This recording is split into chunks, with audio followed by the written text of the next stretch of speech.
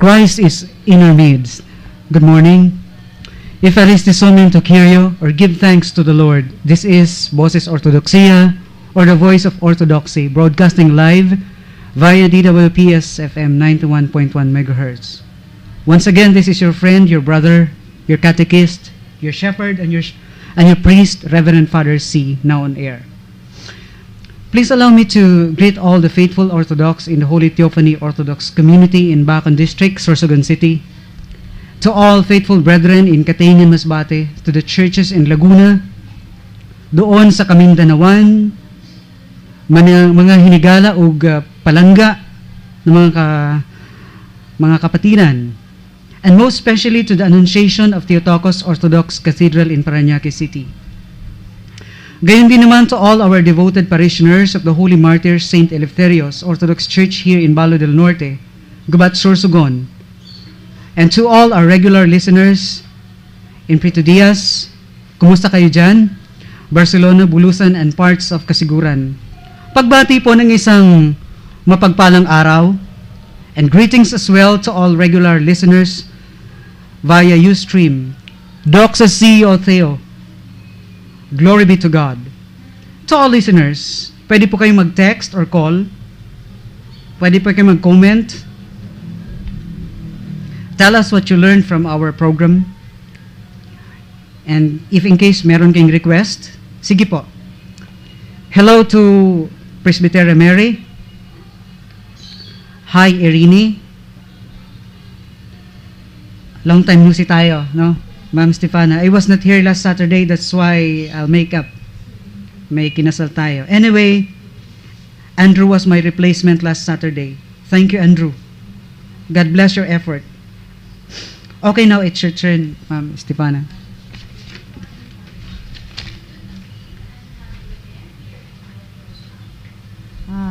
How are you, Father? So, good morning to all. Meron po tayong mga guests dito, si Sir Constantinos. Yes, good morning to all. And to Sir Onesip. Suprenaga. Okay, so good morning thank sa you. iyo. And sabi nga, good to see you again and have you again here, Father, in our program. So, how are you, Father? Oh, I'm fine. Medyo tired but excited.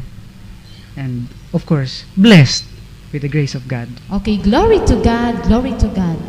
Kayo din po sa mga taga-subaybay, kumusta kayong lahat? I would like to thank you for being patient with us, for listening to us every Saturday since our maiden broadcast. Hayaan niyo pong i-bless ko kayo sa araw na ito as I read the passage from the book of Isaiah 61, verses 1 to 3.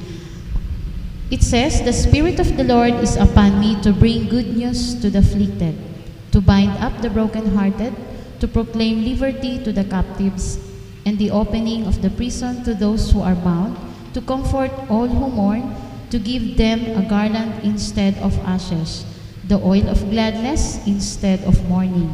Salamat sa Diyos. Doon din po sa mga nabibless, natututo o nasisiyahan sa aming programa ay pwede rin i-text ninyo ang inyong mga natutunan sa 0910-274-6080. So ulitin ko po yung number namin, 0910-274-6080 for your clarification and more catechism, i-text nyo po kami or i-call nyo po kami. Sa mga nais din po na maging donors, sponsors ng programa na ito, mangyari pong makipag-ugnayan lamang sa amin via text or i-call or email po kami or i-visit us in our makeshift chapel located at Balo del Norte, Gubat, Sorsogon. Doon din po sa mga interested magkaroon ng catechesis, okay lang po ang individual o dalawahan, pero I have a suggestion. Why not group yourselves? Organize a group and then we can have very good sharing, especially to those who are on a serious spiritual journey. Doon din po sa mga hinahanap talaga ang true worship, true faith, or true church. Kami po ang inyong kasagutan. Kami din po ay dumaan sa mahaba at mahirap na journey before we finally found the true faith, the Holy Mother Orthodox Church. So try also to visit us at orthodoxyinbicol.blogspot.com or call or text us on these numbers again, 0910-274-6080, 0910-274-6080. the past, it was indeed very difficult to become Orthodox Christians. There was no Orthodox church here in the Philippines. Noon ay makikita lang ito sa Europe, lalo na sa Eastern Europe, in Greece, lalo na at ang napakalaking Russia. But now, situation is different. Why? Because the Orthodox Church is now thriving and growing in our country. Wow, talaga ha? At ito po ay katunayan mismo dito sa ating sagubat ay meron na. Anyo Shomen Tas Cardias or Lift Up Your Hearts. Okay, once again, let us join with Father C as he lead us in prayer and immediately followed by the chanting na maririnig pong Tis Pris Breas Tis Theotoko. Father C for our prayer. Let us all come before God. In the name of the Father, and of the Son, and of the Holy Spirit, now and ever, and to the ages of ages. Amen. Glory to thee, our God, glory to thee, Heavenly King, O Comforter, the Spirit of truth, who art everywhere present, and fillest all things, O treasure of good, and every good and bestower of life, come and dwell in us, and cleanse us from every stain, and save our souls, O good one. Holy God, Holy Mighty, Holy Immortal, have mercy on us. Agios o Theos, Agios Iskiros, Agios Athanatos, eleison imas. Holy God, Holy Mighty, Holy Immortal, have mercy on us. Glory to the Father, and to the Son, and the Holy Spirit, both now and ever, and to the ages of ages. Amen. All Holy Trinity, have mercy on us. Lord, be gracious unto us our sins. Master, pardon our iniquities. Holy One, visit and heal our iniquities for thy name's sake. Lord, have mercy, Lord, have mercy, Lord, have mercy. Glory to the Father, and to the Son, and the Holy Spirit, both now and ever, and to the ages of ages. Amen. Our Father who art in heaven, hallowed be thy name. Thy kingdom come, thy will be done on earth as it is in heaven. Give us this day our daily bread, and forgive us our sins, as we forgive those who sin against us. And lead us not into temptation, but deliver us from evil. For thine is the kingdom, and the power of the glory of the Father, and of the Son, and of the Holy Spirit, now and ever, and to the ages of ages. Amen. To the prayers of our holy fathers, Lord Jesus Christ our God, have mercy on us, and save us. Amen.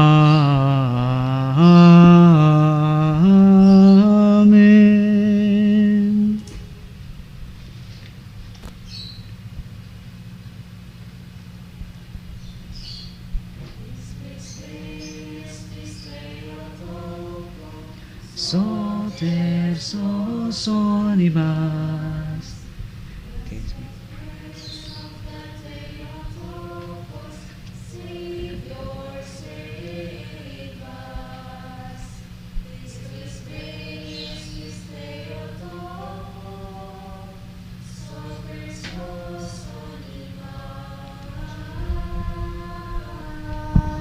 Thank you so much for the prayer. Thank you so much, Father C, for leading us in our prayer. Sana po ay tumimo sa inyong mga puso ang laman ng short ekteknya or short litany na inyong idinasal. Sa mga listeners, ang lagi po ninyong naririnig na uri ng dasal ay halos 2,000 years old na sa kalumaan. Or should I say, katagalan. Napakatagal na kasi ng Orthodox Church, pero kailanman ay di nagbago. Ang aming pong mga chants ay almost 2 millennium years na. Pero witness kayo, ito at naririnig ninyo pa, this is why we continue with our program to catechize you. Walang pagbabago. Katuruan pa rin po ng 7 Ecumenical Council ang aming reference. Please don't hesitate to see us. Call or text And again, here is the number 0910-274-6080.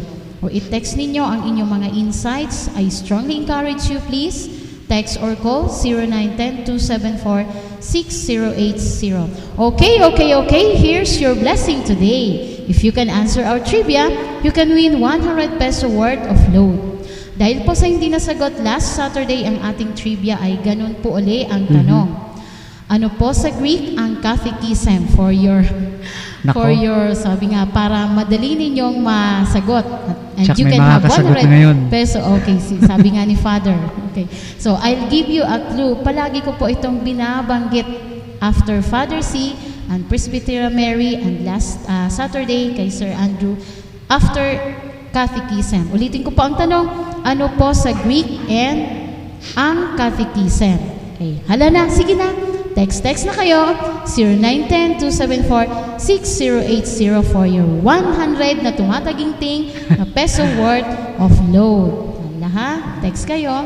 Ano ang sa Greek ang catechism? Okay, i-research nyo na. You can start. Okay, bilang global campaign po or sa protection of environment ni Green Patriarch, tinatawag ko pong Green Patriarch si His All Holiness Bartholomew I, Patriarch of Ecumenical Patriarchate of Constantinople or New Rome, dahil sa kanyang very active and effective campaign on environmental protection. So to all environmentalist group, organization, you can count on us. Please join me as I lift up to our God, our environment. So, inaanyayahan ko po ang lahat ng listeners para po sa ating panalangin ng pagsamo, para po tayo ay magabayan ng Panginoon para mapangalagaan natin ang ating kapaligiran. Panalangin ng pagsamo. Lubos kaming nagpapasalamat, O dakilang Diyos, sa lahat ng iyong nilikha, ang araw, buwan at mga bituin, ilog, lawat, dagat, kabundukan, kagubatan at halamanan, mga hayop at kulisap sa tubigan at katihan, mga isda at ibon, mabango at maamo, malaki at maliit, ang panahon ng tag-ulan at tag-init sa araw man o sa gabi. Pinupuri ka namin o makapangyarihang lumikha, kay rami at kay ganda ng iyong ginawa. O aming Diyos, sa iyong karunungan nagawa itong lahat. Subalit kaming pinagkatiwalaang mga laga ng iyong nilikha. Ngayon ay nagsisisi sa aming pagkukulang at pagmamalabis. Patawarin kami sa ginawa naming pang-abuso sa iyong mga nilikha. Dahil sa aming kapabayaan, kamangmangan at kasakiman. Inaamin namin kami nagwalang bahala at di nagmalasakit sa iyong mga likha, tulad ng pag-abuso namin sa aming sarili. O Panginoon, kailan pa kami mamumulat sa aming mga pagkakasala? Gaano pang tubig at hangin ang aming lalasunin, ila pang puno at kabundukan ang aming wawasakin. Gaano pa kalawak na lupain ang aming sisirain, ilang tao pa ang kailangang magkasakit, magdusa at mamatay. Kailan pa kami matututong magmahal sa kapwa at magmalasakit sa daigdig na aming tahanan? O Panginoon, kinalinga mo ang aming kabayanan at namuhay ka sa aming piling. Binigyan mo ng kahulugan ang buhay at tinuruan mo kaming pangasiwaan ang lahat ng nilikha. O Panginoon, patawarin mo kami sa aming mga kasalanan. Pinagsisisihan namin ang aming pagmamalabis at pagkukulang. Mapabilang nawa kami sa iyong kaharian at mangyari nawa ang iyong kalooban dito sa lupa tulad ng sa langit. Sa tulong ng iyong biyaya, O dakilang Diyos, aming igagalang ang iyong nilikha. Bilang tanda ng iyong kalinga, kaluwalhatian at kapangyarihan. Sikapin naming maging tagapangalaga at katiwanang tapat. Nawa kami na iyong lingkod ay magsilbing tapat, mga siwang lubusan at magmalasakit sa iyong nilikha, sa patnubay na nagbibigay buhay na espiritu, tulad ng paglago ng pag-ibig namin sa iyong banal na ngalan sa pamamagitan ng Jesucristo na aming Panginoon at tagapagligtas. Amen.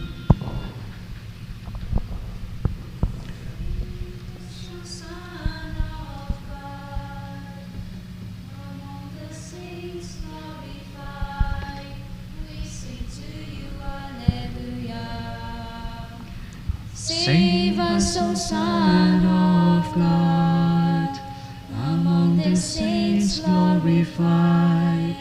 We sing to you, Alleluia. Save us, O Son of God, among the saints glorified.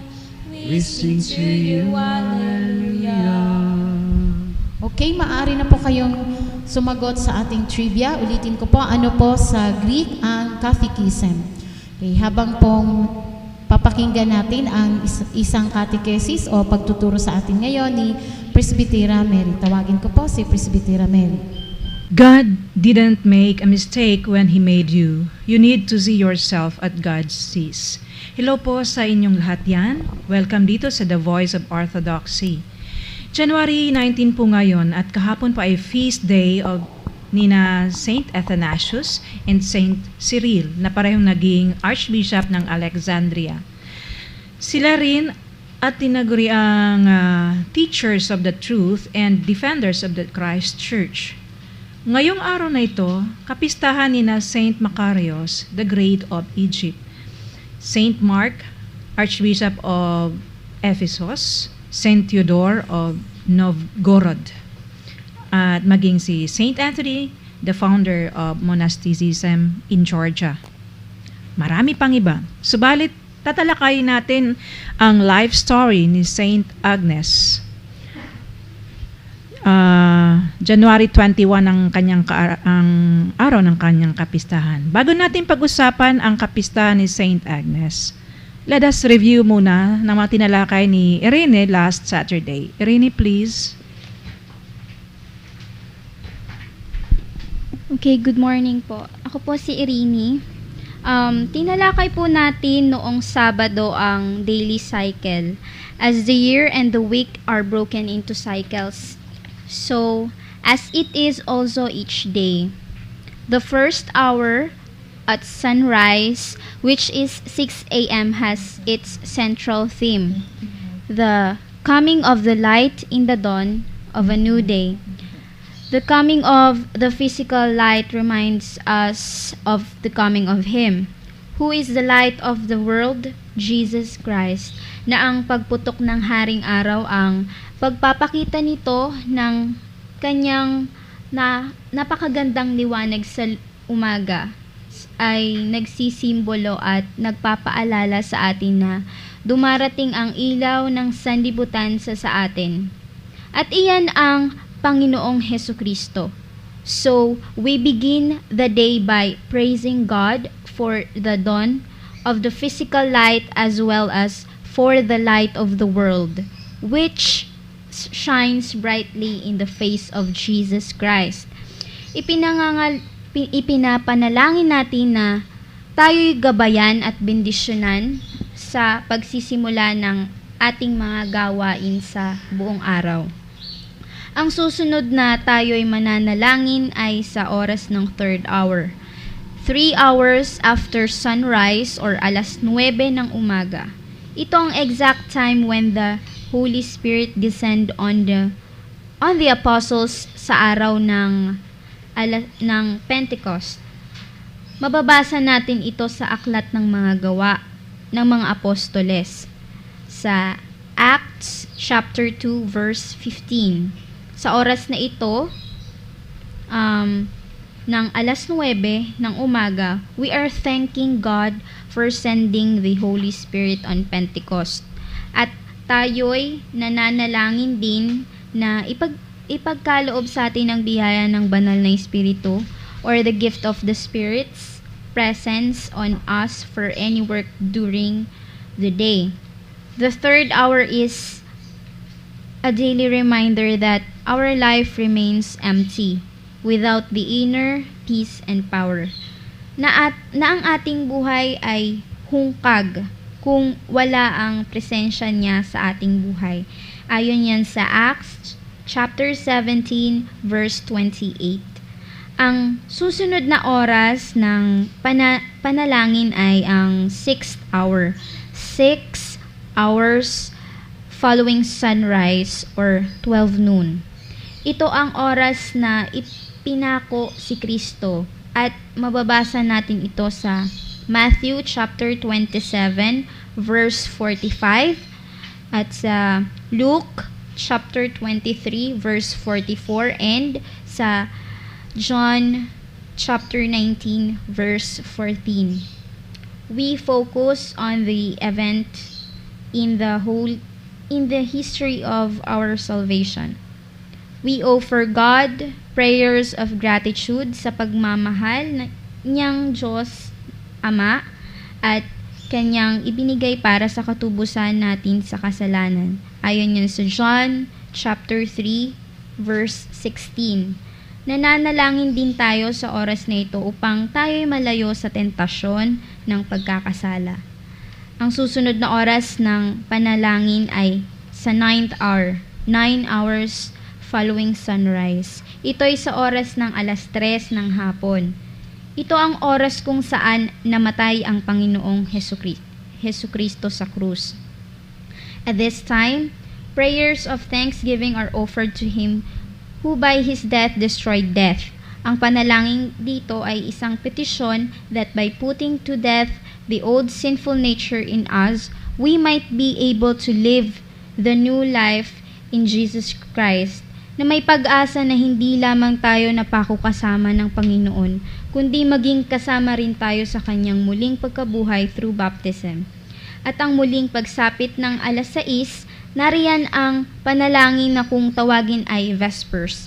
Tayo ay nagpapasalamat para sa buong maghapon at tayo ay pinatnubayan niya. At humihingi din tayo ng protection sa Kanya for the evening and the coming night. Merong kasabihan that family that prays together stays together. Ang mga Pilipino ay kilala na merong close family ties. Maganda po yun. Close tayo sa ating pamilya, sama-sama tayong kumain sa hapag, sama-sama din tayo sa pananalangin upang kahit anong sigalot o problema ang dumating, mahaharap natin itong sama-sama sa tulong ng Diyos, di po ba? Thank you, Rini. Dumako na po tayo sa paksa ngayon kay Saint Agnes, the Holy Virgin Martyr Saint Agnes. Si Saint Agnes ay pinanganak sa Roma noong 3rd siglo o 3rd century. Ang kanyang mga magulang ay parehong Kristiyano at pinalaki rin siyang Kristiyano. From her youth, he devoted herself to God and dedicated herself to the life of purity, refusing all other suitors. Ayaw niyang mag-asawa at nais niyang ialay lang ang buhay niya at ang buong pagkatao niya sa Diyos. Napakabait na anak ni Saint Agnes. Ang kasiyahan niya ay ang maglingkod sa Diyos. At lahat ng kanyang oras ay ginugugol lamang niya sa pananalangin at pagtulong sa iba. Ang pananampalatayang Kristiyano ay pinagbabawal noon, kung kaya ang pagiging Kristiyano ni Saint Agnes at ng kanyang pamilya ay lingid sa mga hindi Kristiyano.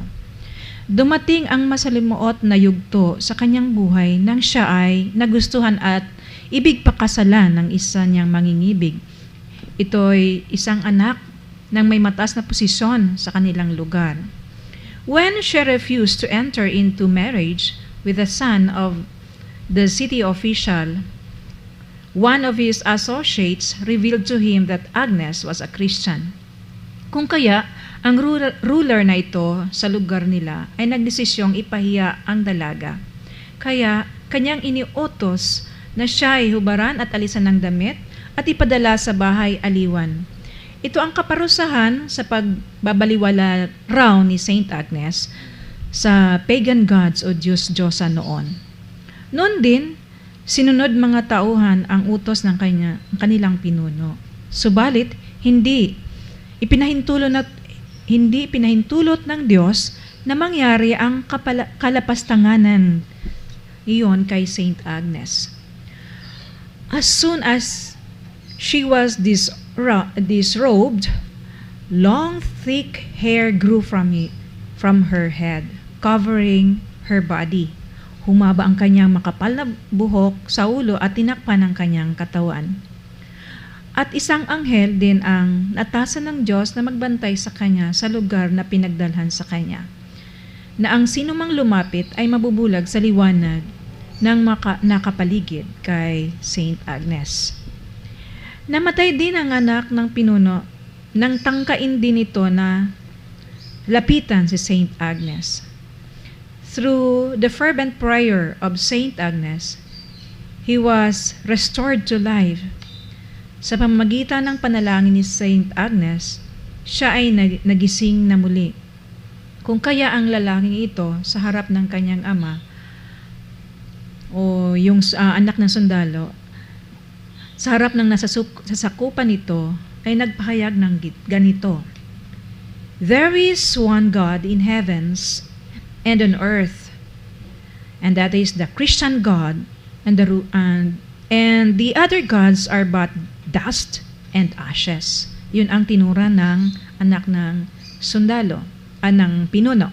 Sabi niya ay, isa lang ang Diyos ng langit at ng lupa. Wala nang iba, kundi ang Diyos ng mga Kristiyanong ito.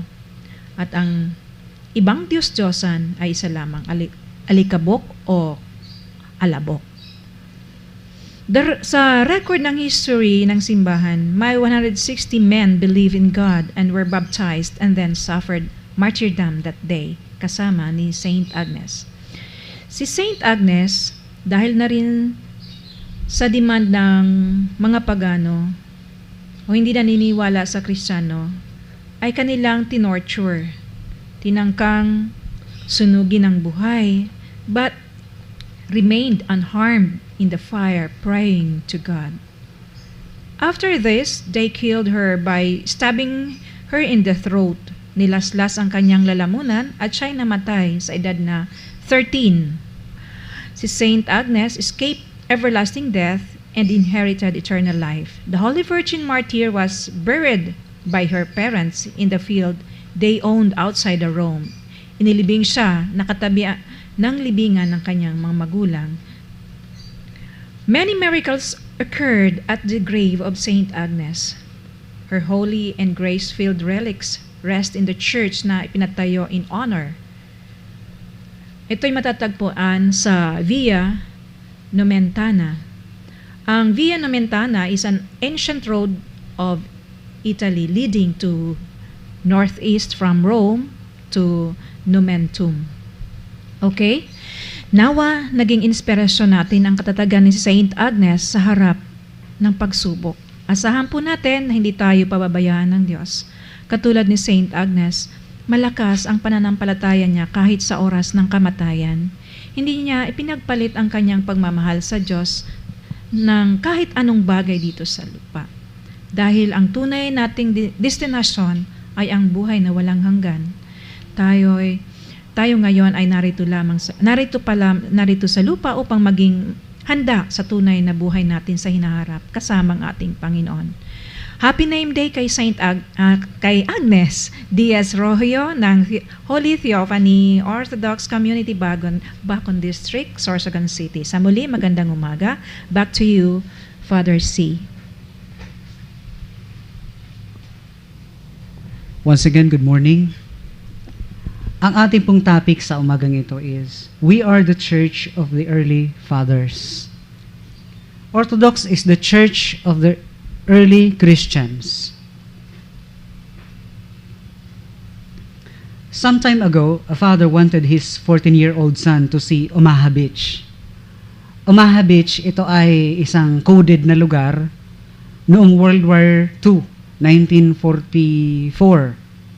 In the beaches of France. Ang tatay na ito ay pinakita sa kanyang anak kung saan sila lugar naglanding at nagkaroon ng isang matinding digmaan between the Allied forces and the German forces under then Führer Adolf Hitler. At ipinakita sa kanyang 14 years old na anak ang scars of battle. Doon nakita nila ang mga lumubog na mga barko, ang mga rotting materials, rope, iron hooks, rusty chain, broken trees. Nandun pa ang bakas ng karamihan. dinala ng tatay na ito na veteran of war or war veteran upang maalala ng mga kasalukuyang tao, the generation of today, ang ginawang sacrifices ng mga soldiers nung araw. Kumbaga, he wanted to say to his son, remember what your father did. Father. Sa mga Lutheran, sabi nga, as the Lutheran Church says, remember Martin Luther. As the Methodist Church says, remember John Wesley. As the Presbyterian Church says, remember John Calvin. So the Orthodox Church has always said, remember the Church Fathers. Remember the ancient, undivided Apostolic Church and do not depart from its Catholic faith. Ano po ang sabi? Sa Orthodox Church, ganun din sinasabi, alalahanin ninyo ang mga ama ninyo sa pananampalataya. Alalahanin ninyo ang mga nauna sa inyo, doon sa mga hindi nahati, doon sa mga hindi na bago, the Apostolic Church, and do not depart from its Catholic faith. Ang Orthodox Church is a living, or the living, I should say, the living connection between the entire past experience of the Church. Kaya nga, the Orthodox Church kadalasan ay tinatawag na Church of the Fathers. Sino itong fathers? Ang mga sinauna, mga ninuno natin sa pananampalataya. Bakit po? Because she maintains a living connection with the early church fathers.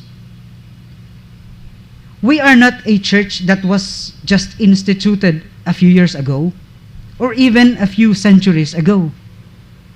Sa karamihan po ng mga Pilipino na hindi masyadong sanay o hindi masyadong aware or walang masyadong alam sa Orthodox Church. Ang Orthodox Church po ay nandito na right after the resurrection or the ascension of Jesus Christ. Preaching the gospel since 33 AD. Hindi po ito bago. In fact, our church came to be called Orthodox. Tinawag ang simbahan na Orthodox. Ibig sabihin, maintaining the true faith. Because of the great emphasis the early church fathers of the Greek church placed upon preserving the true faith of Christ. Talagang diniinan ito ng mga nauna sa ating mga mananampalataya, the true faith of Christ. Bilang Orthodox Christians, we have inherited, namana natin, all the experience of almost or more than 20 centuries. Namana ng Orthodox Church ang more than 20 centuries of Christian living and thinking and believing and witnessing and dying as well. We have behind us millions of believing men and women, kagaya ni St. Agnes na itinuro ngayong umaga. Coming from every tribe, from all walks of life, from every tongue, mula sa iba't ibang lingwahe, mula sa iba't ibang angkan, grupo, tao, bansa, kulay, o pinagmulan, witnessing the truth of the gospel, and most of the time or oftentimes dying for it in order to hang it down to us. Hindi po bago ang Orthodox Church. Kahit i-research ninyo ito, malulunod kayo sa katotohanan.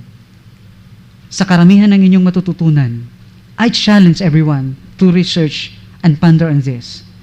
That is why when we Orthodox Christians speak up the Bible to read it, pag tayo ay, ang mga Orthodox pag nagbabasa ng Bible, we do not act as if these 20 centuries of church history did not exist. Binabasa natin ang Bible as Orthodox as we gain a better understanding of it. Because we consider the Holy Spirit has guided the church fathers in the past to interpret the scriptures. Mga kapatid, ang Bible po ay meron ng mga interpreted scriptures. Pagkasulat ng Bible, mayroon na siyang interpretations. Matatalino po ang mga early church fathers na balang araw magkakaroon na ng iba't ibang interpretasyon ang Biblia.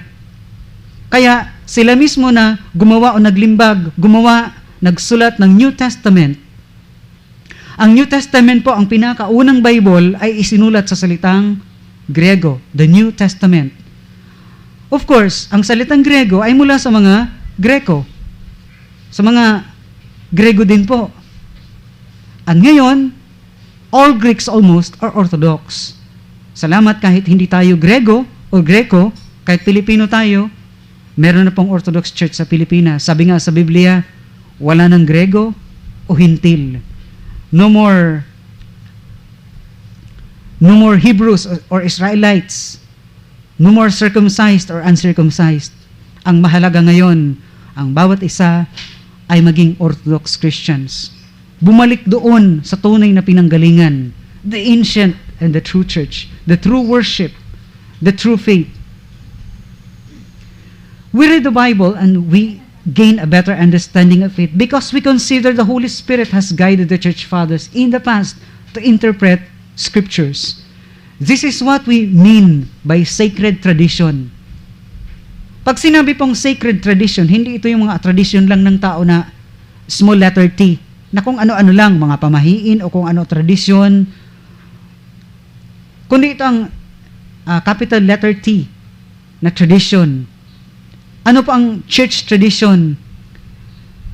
This is the living connection with the entire past experience of the church. Ito ang karanasan, ang kasaysayan ng simbahan. 20 centuries of it during which the Holy Spirit has been protecting and defining and proclaiming the truth of Christ through the church. Ang Orthodox Church po ay dinidiinan niya ang isang matindi ang diin niya o emphasis on a community o pagsasamahan. And there is a great sense of community in the church. Ang mga Orthodox pag nagdarasal, never prays alone. We pray together with all the saints who have passed on. Pagkaharap natin mga icons, we feel and we believe that we are not alone. Di tayo nag-iisa pag tayo nakaharap sa altar. Kaya napakahalaga ng altar that we are not alone. We pray not as individuals, but as members of the holy body of Christ, the mystical body of Christ, the church. Tayo ay nagdarasal in the presence or with the presence of the Theotokos, the God-bearer, the Holy Mother of Christ. Kaharap natin mga apostoles, the angels, the martyrs, the saints of all the ages, the ascetics, the hesychasts. They are present sa tuwina. Every divine liturgy, kasama natin sila. Ang tawag dyan ay communion of saints. They are present at every liturgy as depicted in the iconography of our church. Around the figure of Christ in the dome are gathered the angels, apostles, saints, and martyrs on the walls. Makita natin ang kabuuan ng isang Orthodox church o chapel o kahit bahay lang na ginawang chapel. Meron pong mga icons, mga istampa o stampita sa walls, sa ceiling o sa kisame, sa altar lalo na. Ang wala lang po ay ang sahig sapagkat naroon nakatuntong ang mga buhay, ang buhay na simbahan. The church militant. All this constitute, ang lahat ng ito ay bumubuo sa simbahan. Pag sinabi pong simbahan, hindi lang po ito ang mga taong buhay. When we say church, this is not only about the people or the church-goers who are alive or living, but these are as well the people who have gone, who already have their dormition in the Lord. Yung mga natutulog na sa Panginoon, ang mga namatay na. And this is the triumphant church. Then we, the congregation on the ground floor of the church, represent the church militant on earth. Thus, around the figure of Christ in the dome is gathered for every liturgy, the entire church, both that in heaven and that on earth. Ang Orthodox Church po nagpapaalala sa atin that we do not stand alone. Hindi tayo, sa tuwing tayo ay sumasamba o nagsisimba o sumisimba, o pag tayo ay nagdarasal sa kwarto, we are not alone, di tayo nag-iisa. Kaharap natin kahit isang icon lang o lalo na kung altar. Behind us or before us is a cloud of witnesses.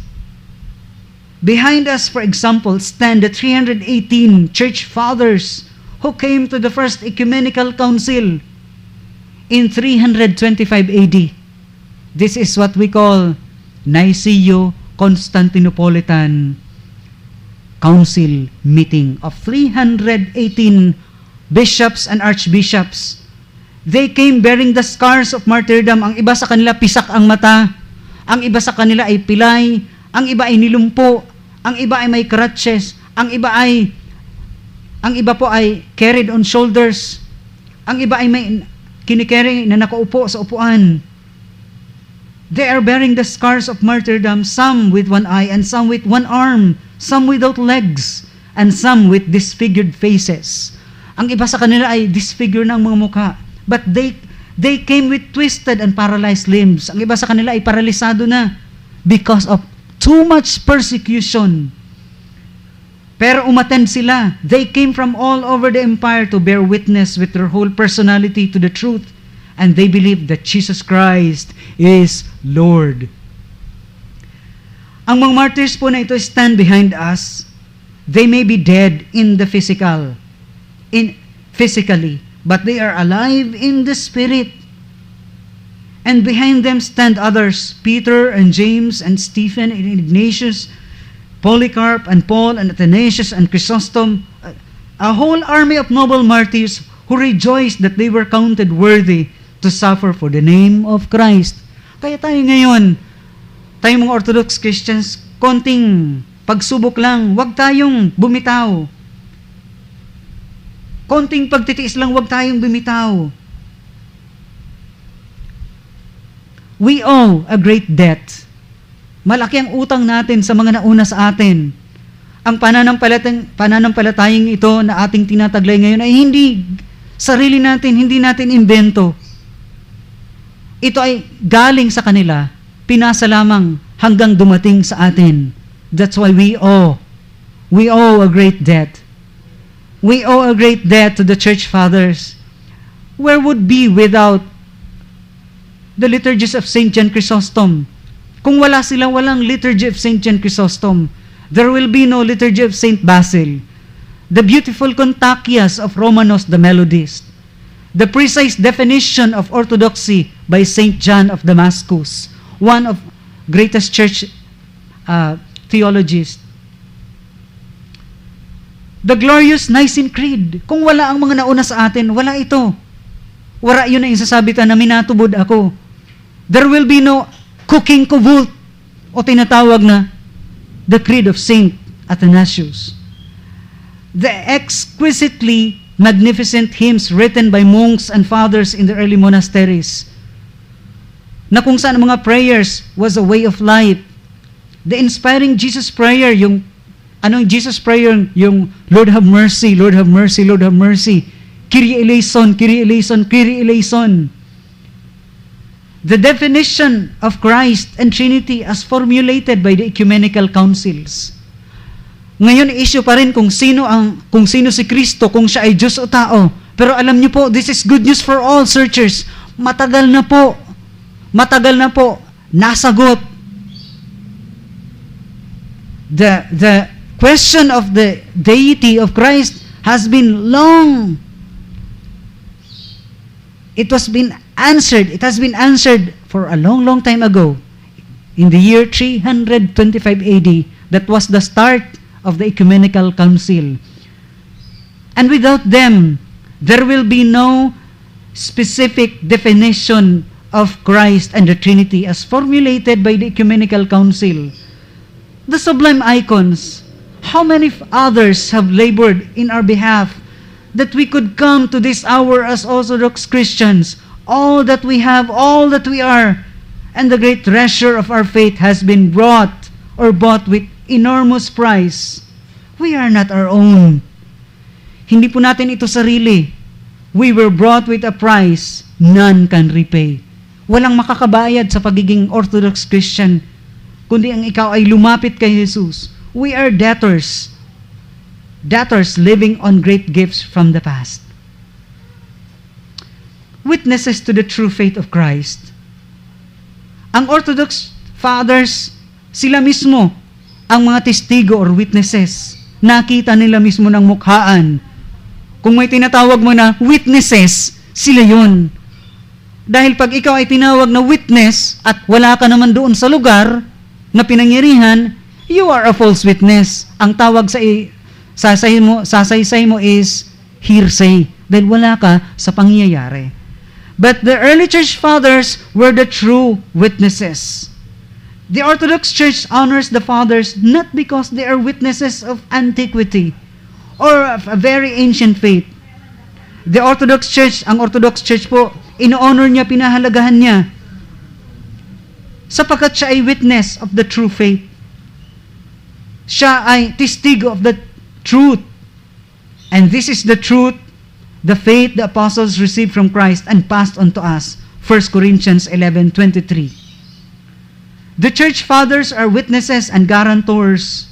Sila ang garantiya na complete and unaltered truth given to us by Christ and the Holy Spirit. Ang mga ancient fathers ang ating mga ninuno sa pananampalataya. Sila ang testigo ng isang kumpleto at sinasabing unaltered. Anong ibig sabihin ng unaltered? Kailanman hindi na bago na katotohanan given to us by Christ. Thus, kung kaya nga po, behind Saint Basil, Saint Chrysostom, John the Baptist, John the Theologian, Saints Gregory of Nyssa, Saints Gregory of Palamas, Saint Simeon the Theologian, behind them all stands Jesus Christ and His servants and His saving truth. We are not saved by the church fathers. Hindi tayo nila niligtas ng mga church fathers, subalit utang natin sa kanila. We owe them. We are indebted to them because they are the earthen vessels of who bring to us the great treasure which is Christ. Sana po tumitimo sa inyong mga puso ang inyong mga narinig. Church fathers, sila po ay permanenteng bahagi ng simbahan. Saint Simeon, for example, the new theologian, regarded as the most, sabi niya,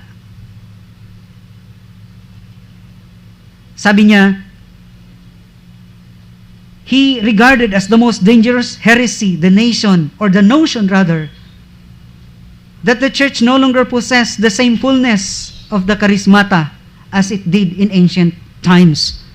May mga Christian bodies ngayon na nagpe-preach o nagtuturo ng ang simbahan daw ay kailangang i-restore. That's why they have done so many seminars on restoration of the church na para baga ang simbahan ay sirang-sira. Samantalang the church is perfect. Walang sira ang simbahan kailanman. Dumaan man ang maraming panahon, hindi nasira. Unaltered, hindi nagbago ang Orthodox Church. Wala siyang age of enlightenment. Wala siyang sinasabing days of darkness, sapagkat kailanman ang liwanag ng Ortodoksiya ay hindi po napatay ninuman at kailanman. Ito pa ang danger na ganun ang pananampalataya. Because the church is perfect. The charismata is still there. The gift of the Holy Spirit. And the same gifts are assured to those who today, as yesterday, seek them in humility and self-surrender. To have church father is a permanent dimension of the church. Kaya nga tayo mga Orthodox, meron tayong napakadakilang nakaraan, napakadakilang tradisyon, and we are proud of this. Subalit hindi lamang tayo dapat namumuhay sa nakaraan. Ang tanong ngayong umaga, this is the challenge to all Orthodox faithful. Where are our John Chrysostoms today? The modern day Chrysostoms. Nasaan ang mga makabagong Saint Basil? Nasaan ang mga makabagong Gregories? Our new Athanasius? Our new John of Damascus? Nasaan ang mga makabagong Mary of Egypt? We have the apostles' doctrine. We have the apostolic succession. But we can have too the apostolic power of the Holy Spirit to produce and the new and powerful witnesses for the Lord. New church fathers ang kailangan ngayon. What we need today, ang kailangan natin ay mga bagong ama na magpapastol sa maraming kaluluwa. Not carbon copies of the old, but originals as they were.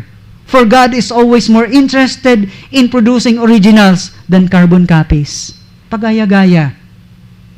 Ang Orthodox Church is not a museum of the first thousands to millenniums of Christianity.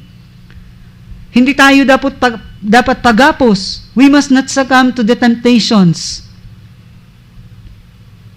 na tayo lang ay magagapos ng nakaraan. In Orthodoxy, we need not to invent. Bilang Orthodox, ang itinuturo sa church, hindi natin kailangang mag-imbento ng kung ano-anong preaching. Sabi sa Bicol na kung nanohamok ang guyok sang tao, may ang gusto ta isasabi. Kung ano lang ang kiliti, what tickles people. But no, rather, we preach kung ano ang kailangang i-preach. We need to rediscover the ancient faith. Do not invent, rather rediscover. Kulang po ang aking nakalang oras, itutuloy ko po ito sa susunod na Sabado. I promise you. Maraming salamat po sa ating catechist today, to Father C, Presbyterian and Irene. If today you hear his voice, harden not your hearts. Today, it's time to make some actions. Atin na pong umpisahang isagawa ang tunay na katuruan. Okay, tawagin ko pa ngayon ang guest natin na sina Sir Constantinos and Sir Onesimus. Sila po ay mga faithful Orthodox ng Holy Martyrs St. Eleftherius Orthodox Church, mga responsableng ama ng Orthodox family who have worked outside but still they can manage to serve the Lord. Okay, let's hear their message through a song.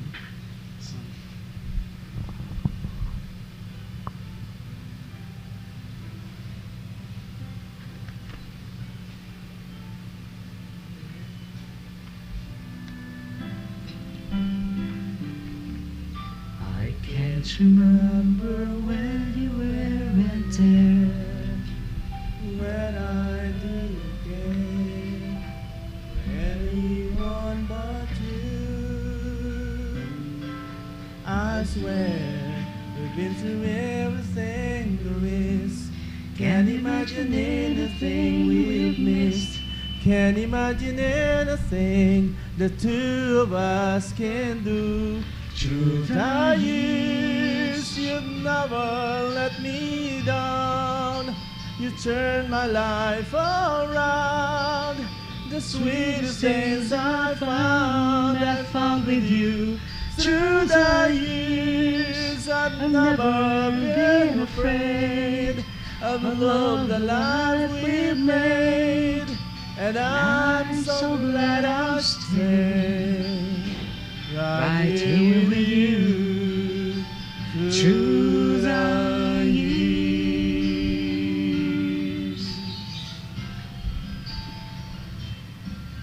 I can't remember what I used to do, who I trusted, who I listened to before. I swear you took in everything I know. Can't imagine needing someone so. But through the years it seems to me I need you more and more. Through the years, through all the good and bad, I know how much we had. I've always been so glad to be with you. Through the years, it's better every day. You kiss my tears away, as long as it's okay. I'll stay with you through the years.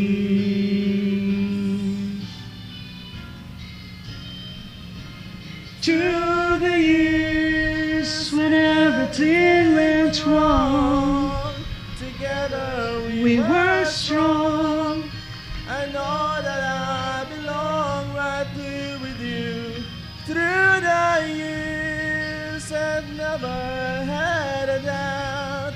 We've always worked things out. I've learned what life's about by by loving you through the years.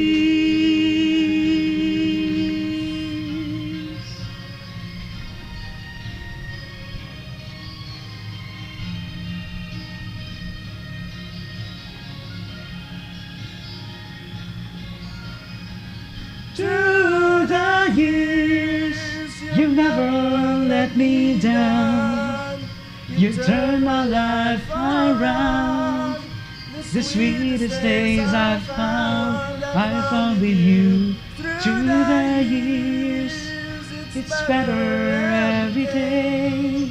You kiss my tears away. As As long as it's okay, I I'm still with you to the years.